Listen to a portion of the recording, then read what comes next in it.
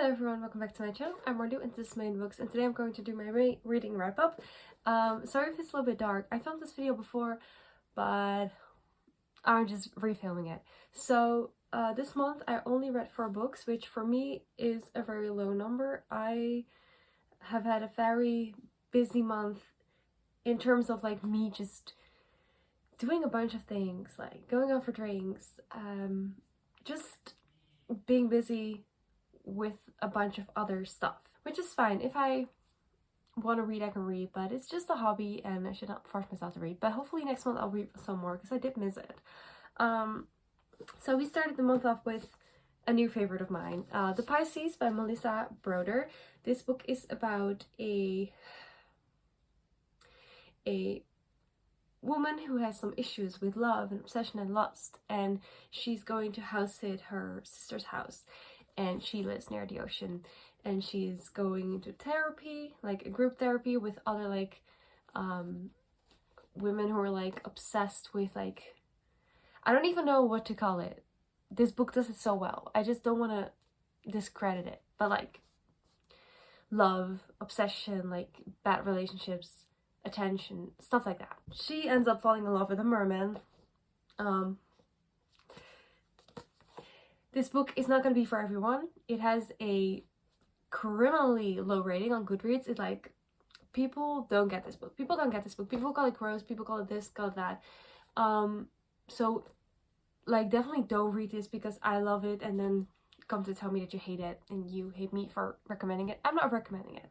I'm saying that this book made me feel so many amazing things. It was funny, it was great, it had a fantastic view on things, and I just loved it. I felt seen. I felt like I could be my worst self and still this book would embrace me, and I love it so much. This meant so much to me that I'm actually going to keep this book and hopefully reread it soon and annotate it, because there were so many things in this book that I wanted to underline. So many great things in this book. I loved it so much. So if you're into literary fiction, if you love a bit of a gray area in the I don't even know. I cannot say a single bad thing about this book. I gave it 4.75 stars. Maybe one day I'll give it 5 stars. But I'm obsessed with this book. This was so good. Sometimes I even felt like I wanted to cry because I felt so seen. I feel like sometimes the world is still very black and white. Not even black and white, like traditional, like conservative. I don't even know what to call the world, the society we live in. But this book, it just made me feel like, I don't know. It definitely changed me as a person, and I loved it very, very much. So maybe I should give it 5 stars, because see me talking about this book like it's just any other book. It's not. This was fantastic. I love it. So I'm definitely going to be annotating this because it deserves it, and I'm so glad that I went with this cover because it's such a cute cover and I'm going to keep it. So obsessed with it. Then after that I picked up This Summer Secrets by Emily Barr. I did not know this was a YA novel. I had this kind of like idea that it was going to be similar to The Hunting Wives. So like a lot of drama and people doing things that are not good.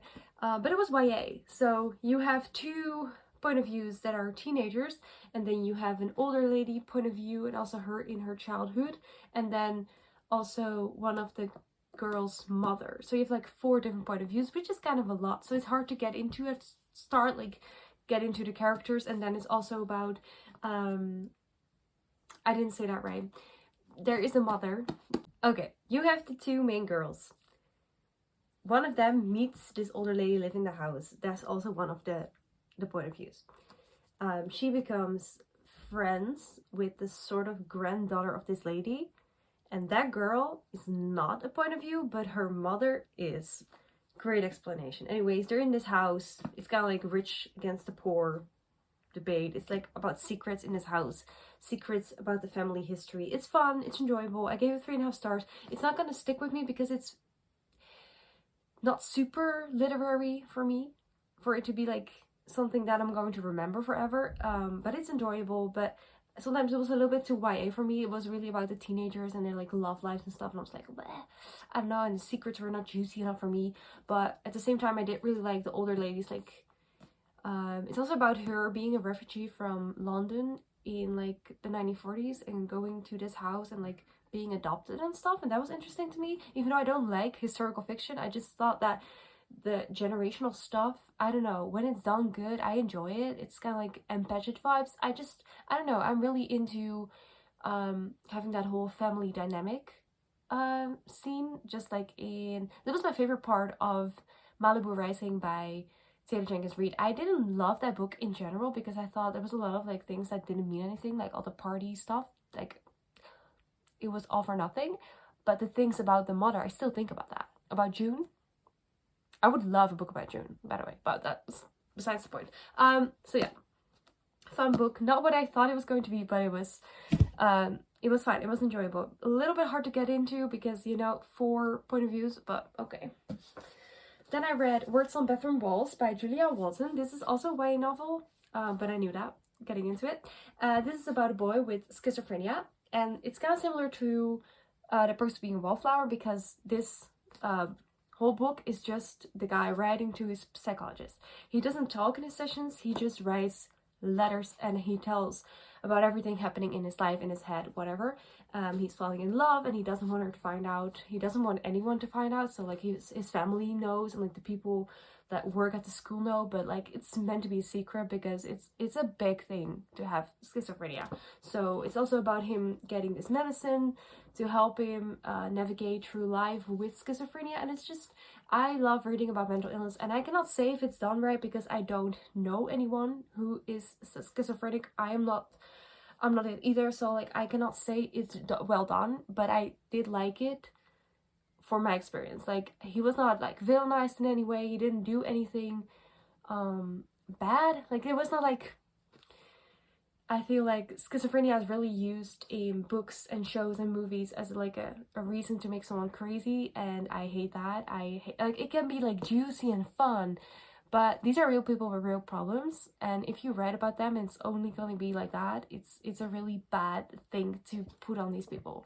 So I feel like this is much more showing the human side to it, and all you do is feel for this boy instead of villainize him, and I love that. So I think I give it 3.75 stars. This was very enjoyable.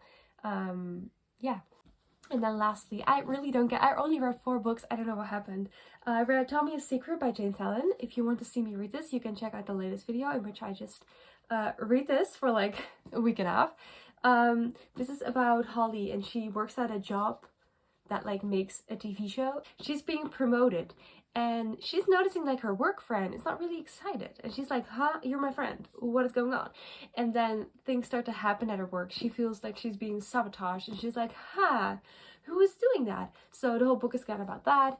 And again, I went in with false expectations. I thought this was going to be super juicy and wild and like crazy, but it's not. It's kind of mild. There's no love or sex in it. Like, it's a little bit like, I missed a little bit of like that page turning juiciness, but it's interesting. But I did guess all the plot twists and stuff, so for me it felt very like fiction. It is not really a thriller, but it's also not really dramatic, so it kind of falls right in between those categories that I really enjoyed. Either has to be like super scary or super juicy or super funny, and it's not any of those things. So I give it 3.5 stars. There's nothing wrong with this book, but it's also not a book I'm not gonna remember this. Like, the concept is fun, but it's not like mind-blowingly well done or something. I don't know. So yeah, that is that book. So hopefully in June we'll read a lot more, but I have fun with these books. It's all cool and fine and everything. Yeah, it was nice to have a short little wrap up and just not have to like speak for very long and have a very long video to edit, so we love that. Thank you so much for watching. Please let me know if you've read any good books this month, and if you want to read any of these books, or if you have a recommendation for me, something that is actually juicy. I mean, I don't want like some weird like dark romance smut book. That's not what I'm into. I'm just into books that I like, books that challenge societal norms. That I don't know what you're gonna recommend me now. I don't know.